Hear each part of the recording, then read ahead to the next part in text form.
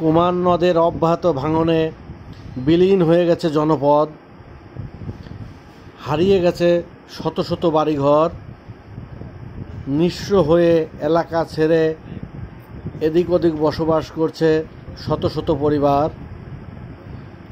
আর এটি আজকের নয়, দীর্ঘদিনের সমস্যা।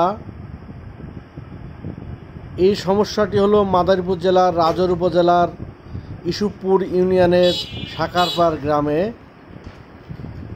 আর এই ভাঙন রোধে এলাকাবাসী ও প্রশাসনের উদ্যোগে চেষ্টা চালিয়ে যাচ্ছে।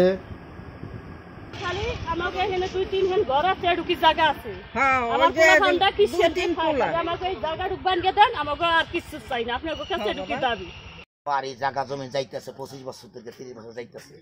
যেমন আমাকে নৌপরের মন্ত্রী শাহজাহান খান ছিল, তারে বারবার করে আনা হয়েছে, যারা তারে আনা হয়েছে এই কোনো কাজ করেনি আমাকে।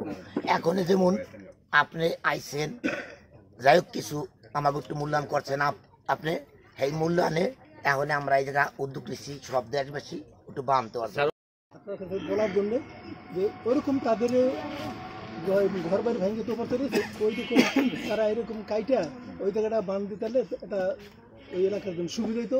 এই জিনিসটা আমার কাছে একটু বলছে, আমি সবার সামনে এই কথাটা শেষ করলাম। আগে আমার কথা লিখে আগে যেটা ধরছি এটা আগে একটু একটু দেখে নিই। কারণ হলো শোনেন, এখানে আপনার একার কাজ না, কিন্তু এখানে সবার মিলিত কাজ। এই কাজটা দেখলে, এই কাজটা যদি উঠে আসে তখন আমরা কিন্তু একটা ট্রাস্ট পাবো যে না, কাজটা সঠিকভাবে হয়েছে, কোনো ঝামেলা নেই, কোনো দুর্নীতি হয় নাই, কেউ এটা নিয়ে কোনো ব্যবসাও করে নাই।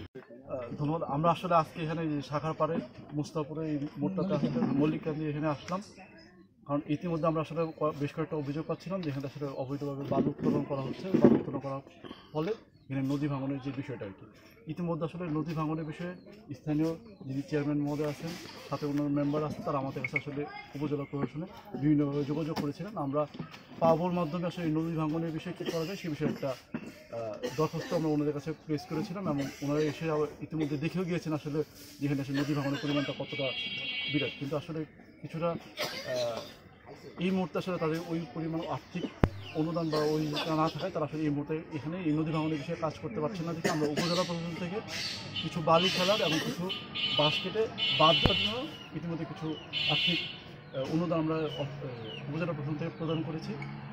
আর এছাড়া এখানে যে কাজটা হচ্ছে মূলত সেখানে আসলে নদীর এই যে পাড়টা ভাঙছে ওই পাড়ে আসলে একটা চরের মতো জায়গা তৈরি হয়েছে, যেখানে আসলে যে কারণে নদীর স্রোতটা আসলে এই পাড়ে লেগে নদীটা এই পাড়ে কিছু জায়গা ভেঙে মাটির চলে যাচ্ছে। স্থানীয় বাড়িঘরও অনেকগুলো বাড়িঘরও ভেঙেছে। তো স্থানীয় জনগণ আসলে ওই চরের যে মুখটা আছে সেই মুখে এই ভাঙা অংশটুকু বালিটুকু কিছুটা সরিয়ে নিচ্ছেন তাদের স্থানীয় উদ্যোগে, যাতে নদীর পানিটা সরাসরি যেন এই সাইডে তীরে এসে না লাগে, যাতে নদীর পানিটা স্রোতটা ওই দিক দিয়ে কেটে আস্তে করে বেরিয়ে যেতে পারে, যাতে এই সাইডের স্রোতের ধাক্কাটা কম লাগে।